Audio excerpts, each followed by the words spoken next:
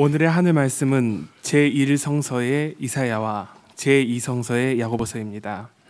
먼저 제1성서의 이사야 말씀을 읽겠습니다. 메마른 땅과 사마가 기뻐하여라. 황무지야, 내 기쁨을 꽃 피워라. 아네모네처럼 활짝 피워라. 기뻐 뛰며 환성을 울려라. 황무지도 레바논의 영광으로 빛나고 가르멜과 사론처럼 아름다워져 사람들이 야훼의 영광을 보리라. 우리 하느님의 영광을 보리라. 늘어진 두 팔에 힘을 주어라. 휘청거리는 두 무릎을 꼿꼿이 세워라.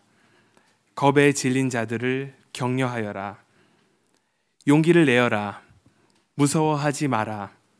너희의 하느님께서 원수 갚으러 오신다. 하느님께서 오시어 보복하시고 너희를 구원하신다. 그때의 소경은 눈을 뜨고 귀머거리는 귀가 열리리라. 그때의 절름발이는 사슴처럼 기뻐 뛰며 벙어리도 혀가 풀려 노래하리라. 사막에 샘이 터지고 황무지에 냇물이 흐르리라.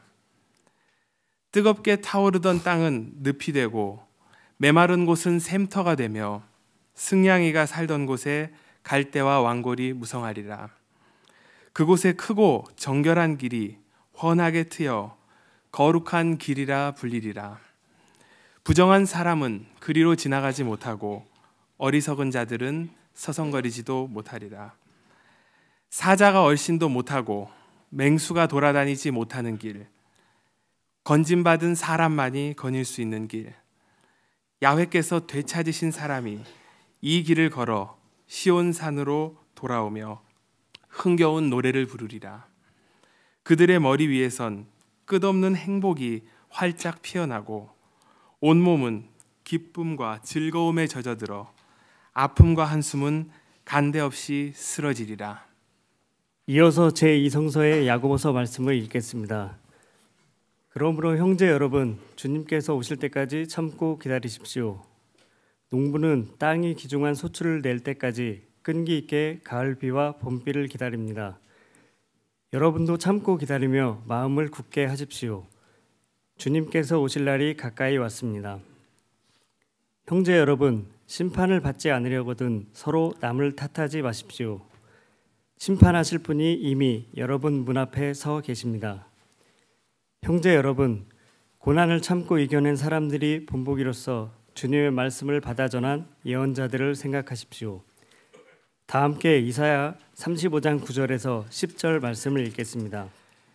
사자가 얼씬도 못하고 맹수가 돌아다니지 못하는 길, 건짐받은 사람만이 거닐 수 있는 길, 야훼께서 되찾으신 사람이 이 길을 걸어 시온산으로 돌아오며 흥겨운 노래를 부르리라. 그들의 머리 위에선 끝없는 행복이 활짝 피어나고 온몸은 기쁨과 즐거움에 젖어들어 아픔과 한숨은 간데없이 쓰러지리라. 이 말씀으로 귀한 깨달음과 결단이 있으시기를 바랍니다.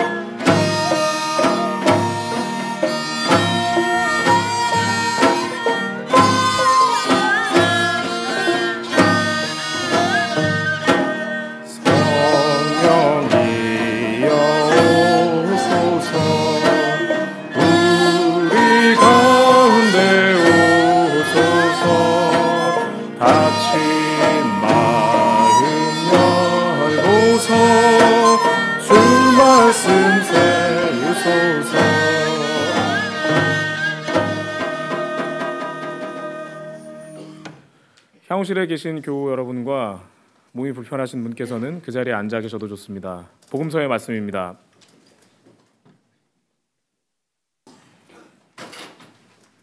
말씀을 귀로 들어주시기 바랍니다. 그런데 요한은 그리스도께서 하신 일을 감옥에서 전해 듣고 제자들을 예수께 보내어 오시기로 되어 있는 분이 바로 선생님이십니까? 그렇지 않으면 우리가 다른 분을 기다려야 하겠습니까? 하고 묻게 하였다. 예수께서는 그들에게 이렇게 대답하셨다. 너희가 듣고 본 대로 요한에게 가서 알려라. 소경이 보고 절름발이가 제대로 걸으며 나병 환자가 깨끗해지고 귀머거리가 들으며 죽은 사람이 살아나고 가난한 사람들에게 복음이 전하여진다. 나에게 의심을 품지 않은 사람은 행복하다.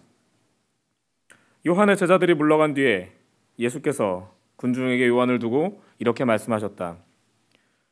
너희는 무엇을 보러 광야에 나갔더냐? 바람에 흔들리는 갈대냐? 아니면 무엇을 보러 나갔더냐? 화려한 옷을 입은 사람이냐? 화려한 옷을 입은 사람은 왕궁에 있다. 그렇다면 너희는 무엇을 보러 나갔더냐? 예언자냐? 그렇다. 그런데 사실은 예언자보다 더 훌륭한 사람을 보았다. 성서에 너보다 앞서 내 사자를 보내니 그가 네 갈 길을 미리 닦아놓으리라 하신 말씀은 바로 이 사람을 가리킨 것이다. 나는 분명히 말한다. 일찍이 여자의 몸에서 태어난 사람 중에 세례자 요한보다 더 큰 인물은 없었다. 그러나 하늘나라에서 가장 작은이라도 그 사람보다는 크다. 이는 주님의 말씀입니다. 자리에 앉으십시오.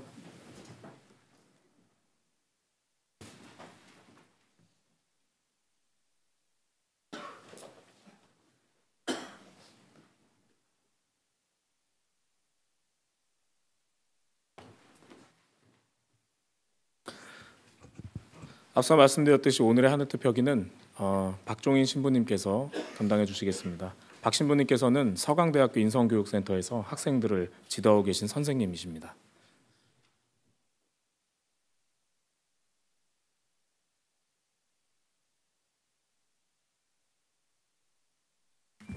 잘 들리시나요? 네, 방금 받은 박종인 세례명은 요한이고요.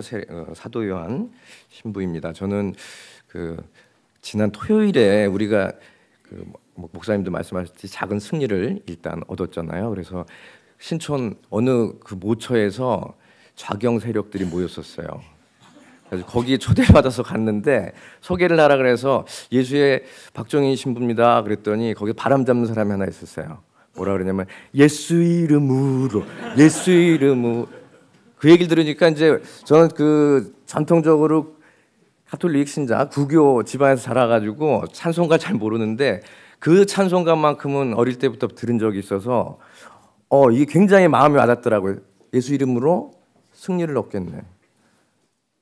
굉장히 간단한 우리의 신앙인데 너무 잊고 살았던 게 아닌가? 왜냐하면 우리가 짓눌려 살았기 때문에 그런 일정한 부분의 패배의식이나 우울감 속에서 계속 헤맸던 게 아닌가. 그런데 그날은 그 예수 이름으로 승리를 얻겠네라는 말이 너무너무 마음에 와닿습니다. 그래서 그 바람잡이에게 제가 좀 간단하게 고맙다는 말씀을 좀 드리고 싶었고요. 오늘 그래서 우리는 예수님의 사명, 그리스도의 사명, 그리스도인의 사명에 대해서 여러분과 저는 좀 나눠보고 싶습니다. 오늘 하늘 뜻 뭐죠? 말씀인가요? 그 말씀 중에 우리가 함께 읽었던 부분이 야훼께서 되찾으신 사람이 이 길을 걸어 시온산으로 돌아오며 흥겨운 노래를 부르리라. 그들이 머리 위에선 끝없는 행복이 활짝 피어나고 온몸은 기쁨과 즐거움에 젖어들어 아픔과 한숨은 간대 없이 쓰러지리라. 쉽게 말씀드리면은 우리의 품위, 우리의 인권, 우리의 권리가 되살아나는 그날. 그러니까 언젠가부터 훼손됐던, 그러니까 하느님께서 보시기 좋았다고 하셨던 그 세상이 폭행당하고 훼손되고 사라져버렸던 그 깨어진 창조를 되살리고자 했던 분이 우리가 믿는 하느님이 아니셨던가 다시 한번 고백하게 됩니다. 그것을 끊임없이 복원시키고자 하시는 것이 하느님께서 당신 아들까지 보내서 하고자 하는 아직도 현재 진행형인 그 사업, 구원 사업, 복원 사업, 이 완성이 아닌가 싶습니다. 오늘 복음에서도 들었듯이 눈먼 이들이 보고 다리 저는 이들이 제대로 걸으며 이거 제 버전이군요. 여러분 우리가 함께 공동 번역으로 읽은 버전은 소경이 보고 절름발이가 제대로 걸으며 나병 환자가 깨끗해지고 귀머거리가 들으며 죽은 사람이 살아나고 가난한 사람들에게 복음이 전하여진다. 나에게 의심을 품지 않는 사람은 행복하다. 오늘 우리가 들은 복음의 내용은 구세주가 오시면 벌어지게 될 표징을 묘사하고 있습니다. 달리 말하면 구세주가 하실 일을 이야기하고 있는 것이고 하느님 나라의 도래에 관한 설명이기도 합니다. 우리가 기다리는 구세주는 우리가 겪고 있는 억압의 소리를 해방시켜 줄 인물로 드러납니다. 우리의 상처를 어루만져 주고 슬픔을 위로해 줄 것입니다. 그러므로 이런 일을 하는 이가 보이고 이런 일들이 우리 곁에서 일어나면 하느님 나라가 이미 와 있다는 것을 알 수 있습니다. 이와 같은 의미에서 하느님 나라는 아직 완성되지는 않았지만 이미 와 있다고 말씀드릴 수 있습니다. 이사야에서의 예언이 예수님께서 당신의 사명을 설정하는 데 지대한 영향을 미쳤다는 것을 우리들은 모두 잘 알고 있습니다. 어떻게 살 것인지 고민스레 질문하고 또 질문했던 젊은이는 이사야에서의 예언에서 자기의 소명을 찾았던 것으로 보입니다. 우리는 그리스도의 사명 선포를 기억하고 있습니다. 루카복음에 나오죠. 어느 날 나자렛의 회당에서 이사야 예언자의 두루마리가 예수님에게 건네집니다. 그분께서는 두루마리를 펴시고 이렇게 적힌 말씀이 기록된 부분을 찾아서 읽습니다. 예수님이 이사야서의 아무 곳을 눈 감고 찍어서 읽으신 것이 아니라 찾아 읽으셨다는 것은 그분이 그리스도로서 당신의 사명을 알고 계셨다는 것입니다. 주님께서 나에게 기름을 부어주시니 주님의 영이 내 위에 내리셨다. 주님께서 나를 보내시어 가난한 이들에게 기쁜 소식을 전하고 잡혀간 이들에게 해방을 선포하며 눈먼 이들을 다시 보게 하고 억압받은 이들을 해방시켜 내보내며 주님의 은혜로운 해를 선포하게 하셨다. 이처럼 예수님께서 당신의 사명, 그리스도의 사명을 선포하신 것입니다. 그리고 이어서 오늘 이 성경의 말씀이 너희가 듣는 가운데에서 이루어졌다고 말씀하셨습니다. 그렇기 때문에 하느님의 나라가 완성되진 않았다 하더라도 구세주는 이미 우리 곁에 와 있었습니다. 그가 와서 이사야서의 저 예언을 실현시키고 있기에 우리가 기다리던 구세주가 곧 예수이며 그러한 이적들은 하느님의 나라가 이미 우리 곁에 와 있음을 알리는 표지로서 드러나는 것이었습니다. 예수님은 그것을 의심치 않고 믿기를 바라셨습니다. 그런데 이와 같은 그리스도의 사명을 오로지 예수님 스스로 터득한 것일까요? 우리는 이 세상을 밑도 끝도 없이 사랑하신 나머지 우리와 같은 인간이 되신 하느님께서 태어나기 이전부터 완전히 성숙하고 모든 것을 다 아는 존재였다고는 믿지 않습니다. 만약 그렇다면 그 존재는 인간으로 살아간다는 것이 무엇인지를 알지 못하는, 따라서 참된 인간이라고 말할 수 없는 객체일 것입니다. 그저 사람의 모습을 한 외계인이라고 할 수 있겠습니다. 그러므로 우리는 예수님이 우리와 마찬가지로 영아기, 유아기, 청소년기, 사춘기, 청년기를 거쳐온 그러한 존재라는 것을 믿습니다. 그렇게 생각하세요? 나만 생각하시는 네. 예수님 또한 그 사이에 관계를 맺게 된 다양한 사람들과 영향을 주고받으셨습니다. 사람이 성장하는 그 시간들을 소중히 정성껏 살아 참된 인간이 되셨다는 것이 마땅한 이치이며 우리도 그분을 닮아 궁극적으로는 참된 인간이 될 수 있으며 이것은 곧 참된 신이 될 수 있음을 고백하는 것입니다. 옛날 프랑스 리옹의 주교였던 이레네오라는 성인이 있습니다. 그는 말하길 신이 사람이 되셨다는 것은 사람이 신이 되기 위함이다 라고 말을 했어요. 그리스도교 신앙은 인간 스스로 신이 되는 불경을 저지르는 것이 아니라 그리스도를 통해서 신이 되어가는 역동을 담고 있습니다. 이것을 전문 용어로 디비니제이션이라고 그래요. 디바인, 거룩한 제이션, 거룩한 존재가 되어가는 과정을 우리는 신앙생활을 통해 살아가고 경험하고 있습니다. 이런 역동을 담고 있는 것이 그리 기독교 신앙이에요. 예수님은 겸손되이 참 사람으로 성장하셨고 결국 참된 신이 되신 것입니다. 그분을 모델로 삼아 성장하는 이들이 바로 우리 그리스도인들입니다. 참된 인간으로 성장하는 과정에서 그중 가장 중요하다고 할 인생의 초기에 예수님이 맺었던 관계 중에 가장 중요한 것을 꼽으라면 주저하지 않고 그분이 어머니와 맺었던 관계를 말하게 됩니다.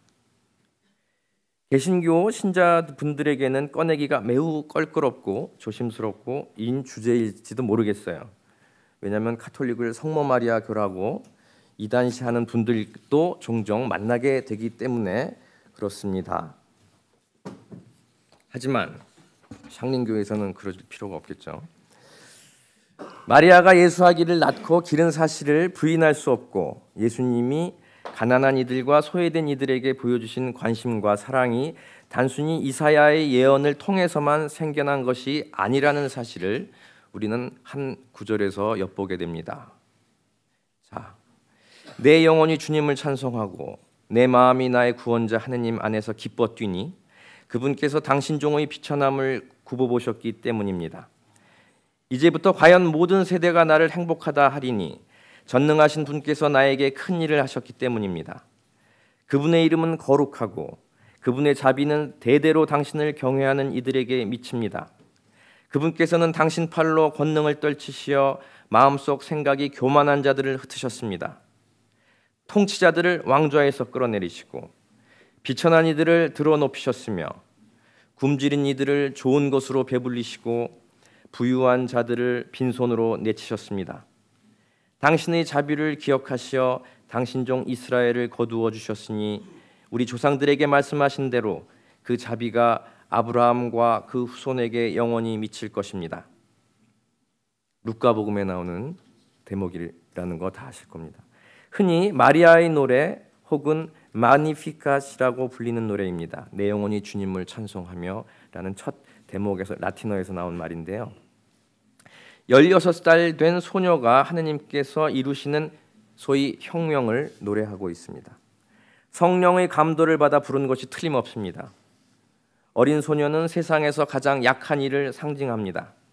게다가 이 노래는 나이가 들어서 아기를 갖게 된 세례자 요한의 어머니 엘리사벳과 만난 후 마리아가 부른 찬가입니다. 나이 든 여인도 사회의 약자로 취급됩니다. 어린 소녀와 나이 든 여인의 만남은 우리에게 오시기로 약속된 메시아를 예고하고 있는 중대한 사건입니다. 그러나 세상에서 가장 힘없는 사람들끼리 만나서 어떤 대단한 일을 할 수 있을까요? 우리의 의심이죠. 그러나 그것은 우리 인간들의 생각일 수밖에 없습니다. 하느님의 뜻은 우리가 헤아릴 수가 없습니다. 어린 여인은 인류가 경험하게 될 전복, 영어로 upside down, 뒤집어 엎기, 첫째가 꼴찌가 되는 오묘한 조화에 대해서 노래하고 있습니다. 가히 하느님이 마리아의 입을 통해서 우리에게 들려주는 인권 헌장이라고도 할 만합니다. 마리아의 몸을 통해서 태어날 아기가 무의식 속에 가장 먼저 심었을지도 모를 노래가 이렇게 불려진 것입니다. 아시죠? 태교가 중요하다는 거. 엄마가 이 노래 불렀는데 아기가 듣지 않았을 리 없어요. 가난하고 억눌린 이들에 대한 하느님의 배려와 사랑을 아이가 배우며 자랐을 것은 두말할 나위가 없습니다. 게다가 유다인들에게 아이의 양육이 거의 전적으로 어머니들에게 달려 있다는 것을 감안하면 더더욱 그렇습니다. 그거 아세요? 유다인 어떤 애가 유다인이래. 그런데 물어봤어요. 엄마가 유다인이니 아빠가 유다인이니. 둘 다 유다인이면 분명 유다인이에요. 그러나 왜 국제 결혼한 경우 있잖아요. 그때는 엄마가 유다인일 경우에만 애가 유다인이라고 인정받아요. 이유는 교육을 엄마가 담당하기 때문이었습니다. 유다인 사회에서 여인들의 가장 중요한 역할은 아이를 양육하는 거였어요. 그래서 양육을 함으로써 구원받는다고 믿었던 사람들이 유다인들이에요. 반대로 남자는 아이를 낳지 못한 남자들은 율법과 예언서를 공부해서 터득해가지고 율법을 지킴으로써 구원받는다고 믿었던 사람들이 유다인들이라는 거예요. 그렇기 때문에 아이를 낳지 못하는 여인들이 이미 구원에 대해서 막혀버린 그 상황 때문에 슬퍼하는 거예요. 사람들이 손가락질하는 이유가 있어요. 아기를 못 낳는다는 것이 그 자체가 불행한 게 아니라 구원이 막혔기 때문에 너는 이미 죄인으로 태어났다라는 그러한 손가락질이기 때문에 여인들이 괴로워했던 거예요. 그런데 이 엄마가 인권헌장 하느님께서 하신 말씀을 아이에게 들려주면서 자랐을 것은 불을 보듯 뻔한 거죠. 자, 우리는 하느님께서 주신 우리의 품위, 즉 인권을 훼손당해 왔습니다. 국민이 부여해 준 권력을 오용하고 남용한 이들에 의해서 생명을 잃어야 했고 거리에 앉아야 했습니다. 유린당한 인권을 되찾아야 한다는 깊은 갈망이 우리를 결속시켰습니다. 이 결속과 연대에는 그릇된 사회로부터 폭행당하고 있는 우리의 이웃이 있었습니다. 향림교회의 신도분들이 내몰린 이웃들에게 끊임없이 착한 사마리아 사람이 되어주셨다는 것을 저는 누구보다도 잘 알고 있습니다.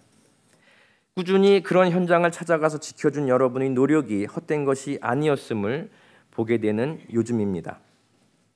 연대한 힘은 폭행당한 인권을 되찾고자 한 거대한 불이 되었고 통치자를 말 그대로 자리에서 내려앉혔습니다. 물론 아직 종료되지 않은 역사입니다. 그럼에도 불구하고 우리가 믿고 고백하게 되는 것은 하느님께서 이렇게 뭉쳐진 민중을 통해 당신의 권능을 떨치고 계신다는 사실입니다. 여러분이 달려가시는 현장에서 위로받는 이들을 통해 하느님의 현존이 드러난다고 말씀드리고 싶습니다. 이렇게 우리는 아직 완성되지 않았지만 이미 와 있는 도래한 하느님 나라를 증거하고 있습니다. 우리의 사명은 그리스도가 선포한 소명을 함께 수행하는 것입니다. 우리는 그리스도인, 곧 그리스도의 구원 사업에 동참하는 이들이기 때문에 그러합니다. 세례를 받는 순간 우리 모두에게 공통으로 부여된 미션이 바로 그것이라 하겠습니다. 가난한 이들에게 복음을 전하고 묶인 이들을 풀어주는 그 일을 함께 합시다. 주님께서 나에게 기름을 부어주시니 주님의 영이 내 위에 내리셨다. 주님께서 나를 보내시어 가난한 이들에게 기쁜 소식을 전하고 잡혀간 이들에게 해방을 선포하며 눈먼 이들을 다시 보게 하고 억압받는 이들을 해방시켜 내보내며 주님의 은혜로운 해를 선포하게 하셨다. 잠시 침묵 중에 우리의 공동 사명을 되새기도록 하겠습니다.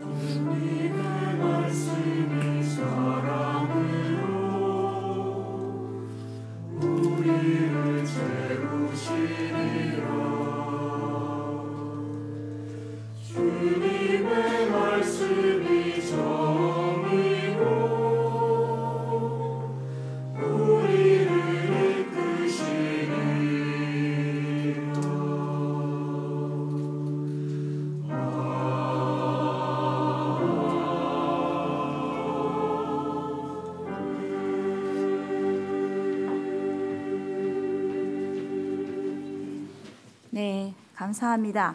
오늘은 인권주일입니다. 우리 주보 맨 뒤에 목회 마당을 열어주시기 바랍니다.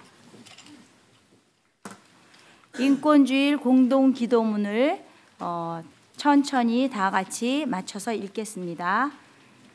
마음이 상한 자의 눈을 닦아주시는 주님, 모든 사람이 사람답게 살 수 있는 세상을 기원하며 무릎으로 이 땅을 살아가는 우리가 함께 모여 인권주일 예배를 드리려 하시니 감사합니다. 지난 시간 이웃의 아픔과 고난을 보고도 때로는 일신의 편안함을 위해 외면하고 살아왔던 일을 통회하며 주님 앞에 내려놓습니다.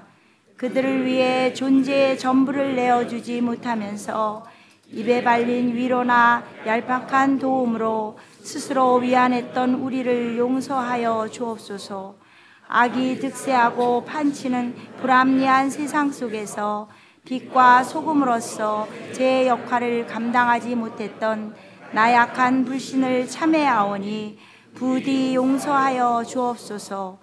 주님, 사회의 일원으로 당당하게 일하며 살아가길 원하는 노동자들과 이 땅의 평화와 통일을 위해 고난받고 있는 양심수들과 그 가족들, 만연한 폭력 앞에 눈물 흘리는 약자들을 비롯하여 이 땅에 사람다운 삶을 살아가고자 하는 이웃들과 함께하여 주시고 그들의 아픔을 어루만져 주옵소서. 우리가 차별과 소외받는 사람들을 향하여 한 걸음 더 나아갈 수 있도록 주님의 정의를 이 땅에 전파할 수 있도록 인도하여 주옵소서. 특별히 대림절을 맞으며 죄에 매인 인간을 구원하시기 위해 오신 예수님처럼 이웃을 온몸과 온 마음으로 뜨겁게 사랑하며 살아가는 우리가 되겠습니다. 이 시간 수많은 아픔들을 우리 가슴속에 새기고 결단하며 나아가오니 공의의 주님, 우리와 함께하여 주옵소서. 불의에 맞서며 약자들의 아픔을 위로하시는 예수 그리스도의 이름으로 기도드립니다. 아멘.